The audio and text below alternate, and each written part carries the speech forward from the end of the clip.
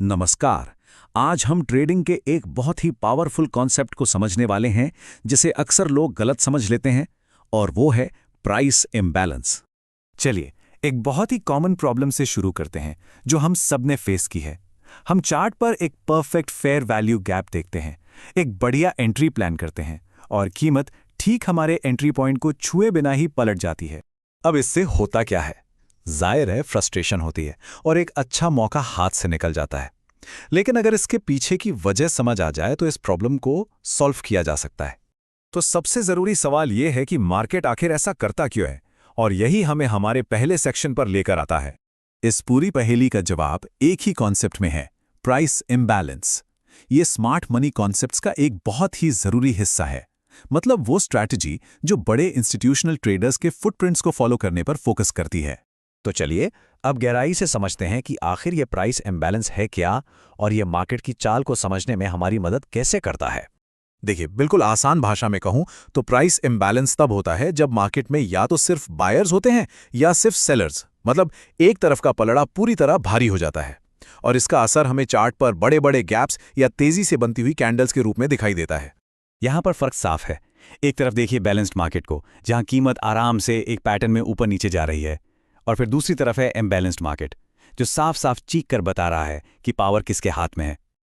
और अच्छी बात यह है कि इस इम्बैलेंस को पहचानने के लिए किसी खास टूल की जरूरत नहीं है। बस चार्ट पर ध्यान से देखिए, क्या बड़ी बड़ी एक ही रंग की कैंडल्स बन रही हैं? क्या कैंडल्स के बीच में गैप है? या फिर क्या कीमत बहुत तेजी से एक ही दिशा में भाग रही है? अगर हां, तो ये इम्बैलेंस है। अब यहां एक बहुत बड़ा सवाल दिमाग में आता है।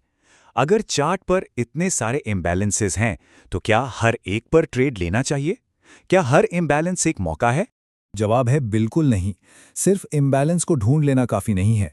असली खेल लोकेशन का है। ये समझना सबसे ज्यादा जरूरी है कि वो इम्बैलेंस पूरी प्राइस मूव में किस जगह पर बना है। और यहीं से निकल कर आती है इम्बैलेंस को ट्रेड करने की सबसे असरदार और स्मार्ट स्ट्रैटेजी। ये एक बहुत ही सिंपल 3 स्टेप का प्रोसेस है। सबसे पहले एक प्राइस मूव का लो और हाई पकड़िए। फिर फिबोनाची टूल को उस लो से हाई तक खींचिए।